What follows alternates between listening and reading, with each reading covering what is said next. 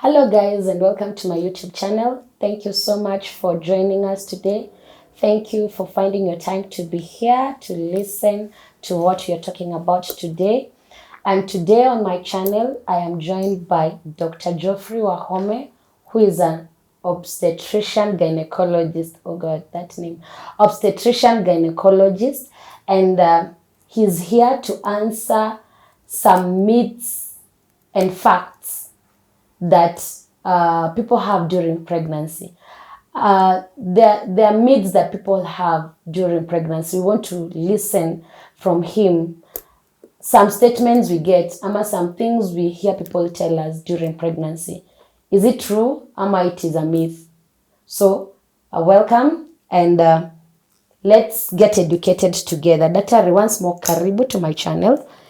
And we want to talk. You're not going to introduce yourself again because if there's anyone who's meeting you for the first time, they should see the video that is just before this one. And it's the video we are going to call the questions and answers, the questions that are frequently asked by ladies to gynecologists. So we are going straight to our questions, Doc. And I want to ask you a question. Uniambie, is it a myth or is it a fact? Na kama ni fact, ueleze. Kama ni myth, ueleze. Okay. Sawa? The first question that people, the first thing that we want to understand if it's a myth or a fact. And here we are talking about the pregnancy journey. So, especially for the first time moms, Doc, wanaambiangwa vitu mingi sana. And they tend to believe some of these things because they've not gone through the process. Yes. So they tend to believe some of these things. And some of those things, akini midzile za kitambo, zenye shosho, anakuambia sasa wewe unafikiria kama ni ukweli. Yes. So we want to get from a doctor's perspective. Let him tell us, is it a myth or is it a fact? Question number 1. Do we have some foods that induce labor? For example, people say pineapples induce labor. So ile time yako umefikisha 39, 40, wenda 40, unaambia kula nanasi, pineapple. Ukikula labor inakuja hapo hapo. Doc, is it true? That's a myth. It's a myth. And it is not true. It is not only pineapple I've had. I've heard of pawpaws. Popo? Yes. Yeah. And many other things that people are discouraged from taking. Yeah, it is not true. It is not true. It is not true. So watu wache kula pineapples, wanamaliza kwa soko. Wakule pineapple kama kawaida, wakule kama pawpaws. Yeah, like a fruit. Like a normal fruit. So hakuna ile stage ati unaambia ukifika this week usikule pineapple kwa sababu uta induce labor? No. There's nothing like that. Higher, on the same, on inducing labor. Does sex induce labor? Yes, it can. Allah? Yes, it can. Hiyo ni kweli? Yes, that is true. Because sperms contain some chemicals or chemicals that are called prostaglandins that are responsible for inducing labor. Yes. And therefore, yes, it can induce labor. Mesikia? Yes. So kama umepitisha wiki, you know what to do to induce your labor. Go and do that thing and then you will see your labor coming asap. Doc, ni ukweli? Yes, it is true. It can to some extent. Yes. Proven right? Yes. Well, okay. Thank you. Another question. Tell us if it's a myth or a fact. They say that when you get your first kid through CS, it means all the other children will be CS. A myth or a fact? It is a myth. Because there's something called trial of scar or trial of labor after a cesarean section. And it depends on what was the reason for the first CS. If it's not a recurring problem, for example, if it was not about the pelvis being contracted or the pathway being narrow, and it does not occur again, you can give that person a chance for a normal delivery. For example, if it was a breach, and this time round, it's not breach. If the first time it was a big baby, and the second time is not a big baby, then you can have a normal delivery. How do you determine a big baby? You can do physical examination. You can also estimate using an ultrasound scan. Oh. Yes. Now how do you know a big baby that cannot be pushed? Kuna cages fulani mtu hawezi push. It is not, again, it's not static. It's not a definite answer. It depends on your size. There's some people who are big. There's some people who are short, small. So it depends. So on the same, there are still people who say short people cannot push. Not necessarily. It's not true. Na a certain You wanaangalia mguu. No, you examine the person's pathway or the pelvic. So it's called pelvimetry versus the size of the baby. Okay. Yeah, so if you do pelvimetry or you measure this, the Pelvimetry ni ile hivi. yes, or a vaginal examination, and during that vaginal examination, you're looking for many things inside there, including how the bones are orientated and the size of the baby, and then you determine whether the person can deliver normally. So that's a myth. Yes. Haya. Another question. You can know the sex of the baby by looking at the face of the mother. That's a myth. Akidoka tungoje nimalize. Yes. So if the kama face of the mother iko na acne, you know that's a girl. And if it is smooth, that is a boy. No. Akina mimi kwanza niliambiwa ati reason is because ati saa ile ati ni iko na acne ati kwa sababu mnafaitia beauty na mtoto ati mwenye ni girl. Saa ile ati iko smooth ati ni boy kwa sababu ati hakuna kitu. So it's a myth. It's a myth. And people say that so much, but they mmesikia hiyo ni myth. So you can't know the sex of the baby by looking at the face of the mother. No. So the face of the mother can change according to vile maumbile tu yake Yeah, mwenyewe. that's why some people are brown, white. Some people become dark. You know, it depends. The people become brown when they're pregnant. Yes. Na mimi naonanga watu wanakuwa usi. Yes, it depends. Haya. Another question. Tell us if it's a fact or a myth.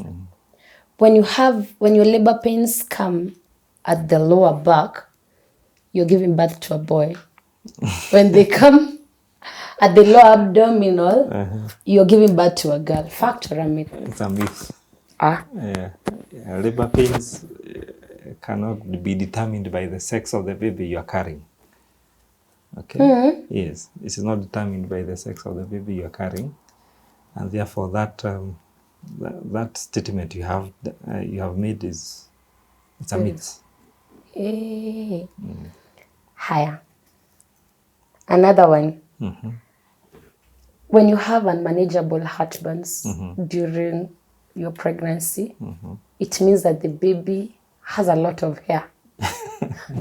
Fact or a myth? It's a myth again. Yes, it's a myth. Yes. Have you had clients that wako na hizo heartburns na wamezaa watoto wenye hawana nywele? Watoto wanakuwa na nywele, wanakuwa na nywele. Wangu hakuwa nayo hapa. So it depends on your genetics. It is not determined by heartburns and so forth. So there's nothing related to that. Heartburn, there's nothing the hair relates to the heartburn? No, it's not related at all. Haya, bado we are learning. Kindly don't advise someone because daktari has said they are myths. The last one, doc, people say that sex at the third trimester hurts the baby. Is it a fact or a myth? It's a myth. It will have no effect on the baby at all, but it can bring labor. Oh yeah, but that tumesema Yes. it induces labor. It can induce labor. It might be uncomfortable to the woman because of the protruding tummy. Yeah, so maybe it should be done in another way, or style. So at what point does it induce labor? So that trimester starts from 7, 8, 9. Can it start inducing labor early labor? Yes, that's why if you have a threatened miscarriage or abortion, you are advised to abstain from. To abstain. Yeah, because you can stimulate the cervix, and you have contractions, and you can expel the baby. Yes.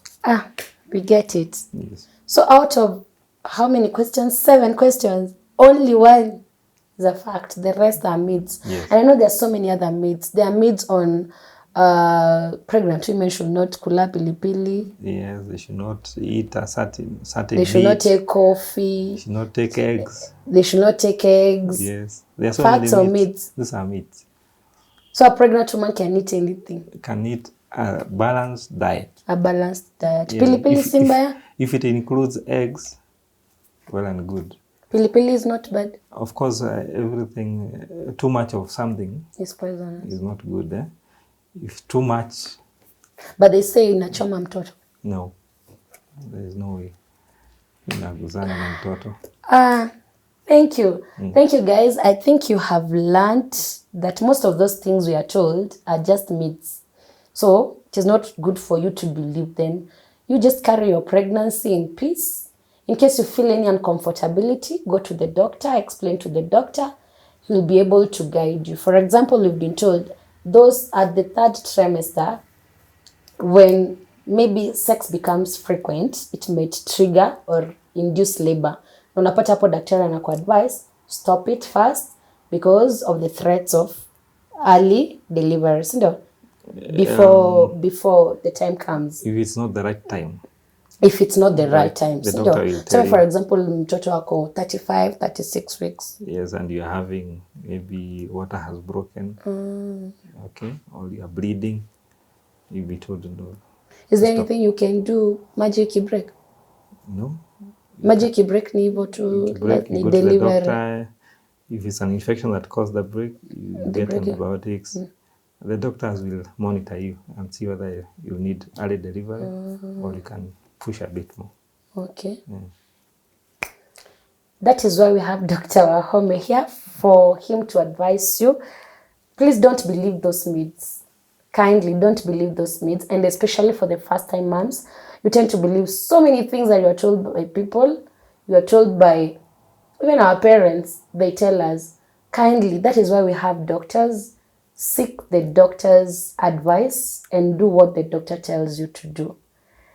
Follow the advice of the doctor, and you will be able to carry your pregnancy up to term. So that's it for today. Thank you for joining us once more, and thank you for supporting this channel. Kindly continue to subscribe, continue to share with your loved ones, continue to like this video, leave a comment down below, give us a thumbs up, and you're going to support this channel. For now, we say kwaheri. And Daktari, just one more time, just give us your contacts and the location of the clinic as we conclude.